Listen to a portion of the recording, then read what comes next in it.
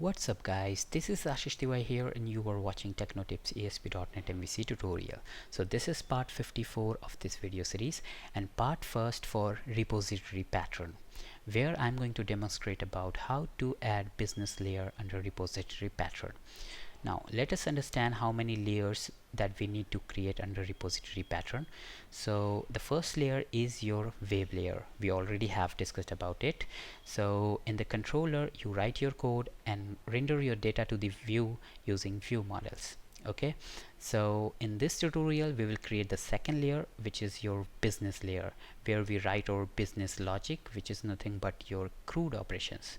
Okay, and the third layer is your domain layer, which is going to consist the domain models or classes, and that is going to hold the data coming from the data access layer.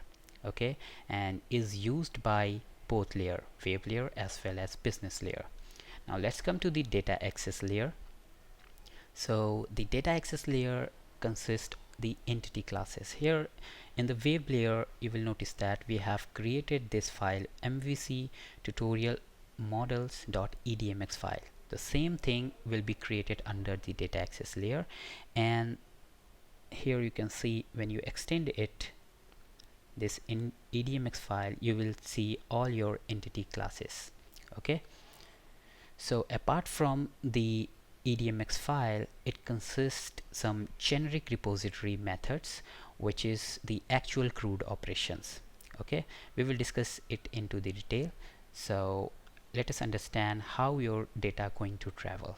So your data is in your database, then it will be moved to the entity classes, and then will be copied to the domain model, and then the domain model data will be copied to the view model and rendered to the view.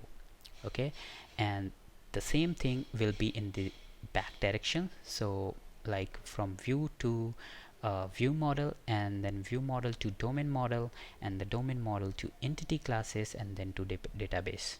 Okay, so let us create the business layer.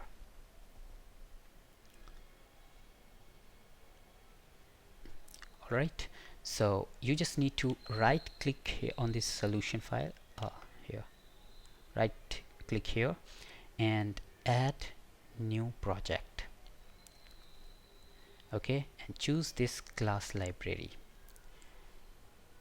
and choose any name, like it's a good idea to create your project name tutorial dot, let's say, business. Okay, or BLL. Okay, now create this project. So your business layer is ready. Now right click here and add a folder for your interface. Okay, so it's good idea to use interface in your project. So add new item interface, and then let's say just start with I, and let's say employee, and use business. Okay, and add, or you can use bll.pl. now create a class outside of this. Let's say class, the name should be same, employee business. So this is our class that's going to implement our interface.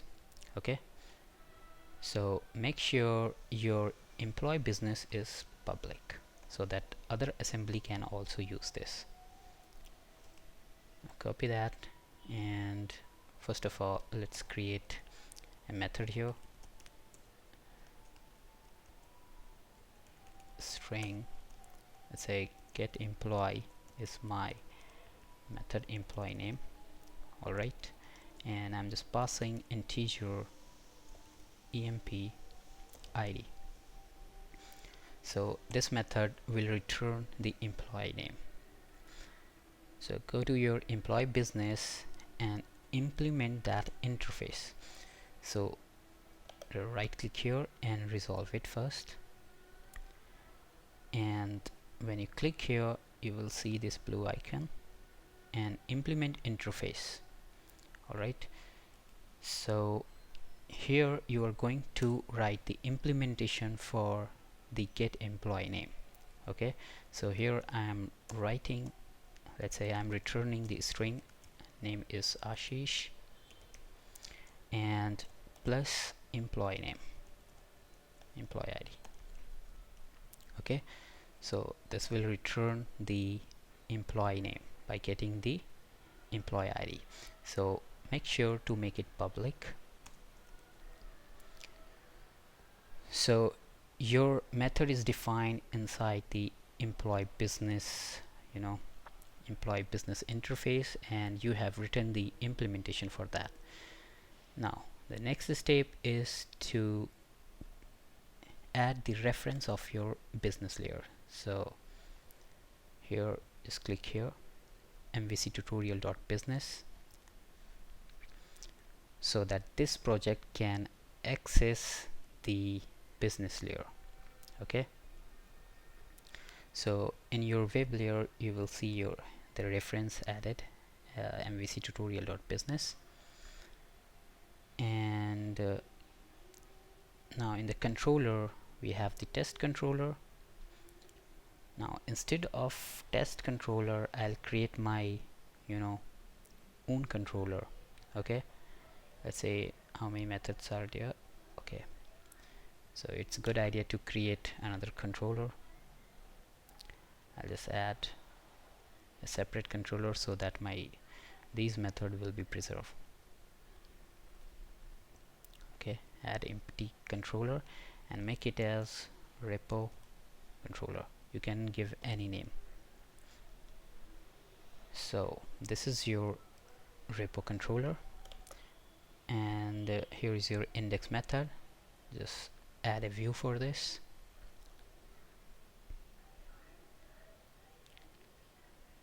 and here you have index. Here you can see the repo folder has been created, and now the index view has been created inside the repo folder. Okay,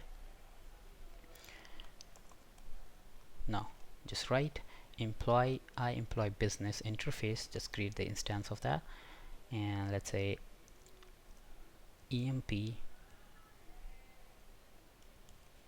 business equal, okay, good naming convention should be used, equal to new, and here you're going to assign the instance of your class. Okay, and just right click here and resolve it. So using MVC tutorial.business interface. Okay, and then your class resolve MVC tutorial.business.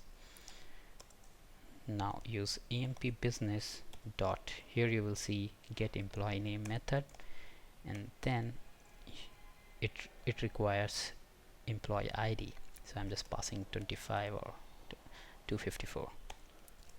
Okay, and same thing I'm assigning to the view back emp name. Alright, equal to just get it and paste it here. Okay, and return view. Let's copy this view back and right click and go to the view and paste here. Remove this, or instead of this index, use @viewback.employee name. Okay, so your repo controller is ready now.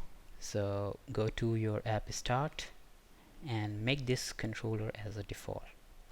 So route.config, and instead of test controller I'm using the default controller as repo, and the default method is index. So now build the solution.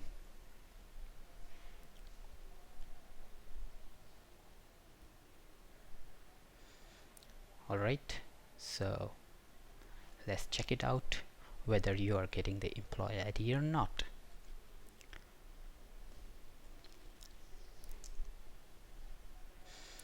So here you can see it's my test controller which has the index method, and in previous tutorial we have discussed a lot of things like jQuery data table, partial views. Okay, so here you can see Ashish 254. Alright, and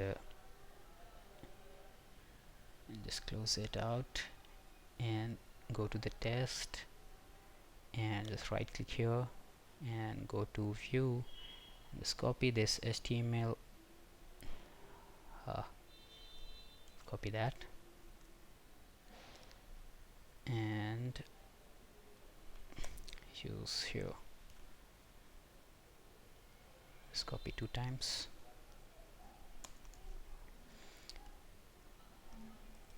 So this is the partial view, getting the side menu. Just reload it. Alright, so this is my side menu and this is the body section. So Ashish 25 we have just got. So this is how we work with several layers.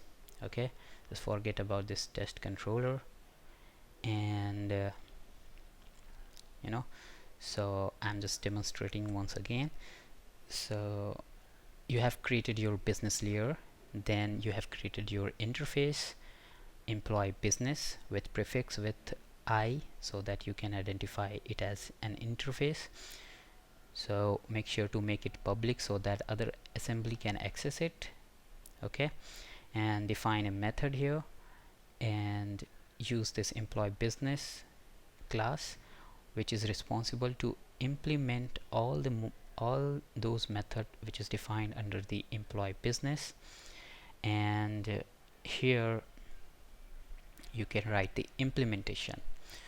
So you can have in the business layer you actually going to write your logic, and in upcoming session we will know about how to get the this data from the database. Okay, so we will create the domain layers, and then your data access layer. So we will discuss this later.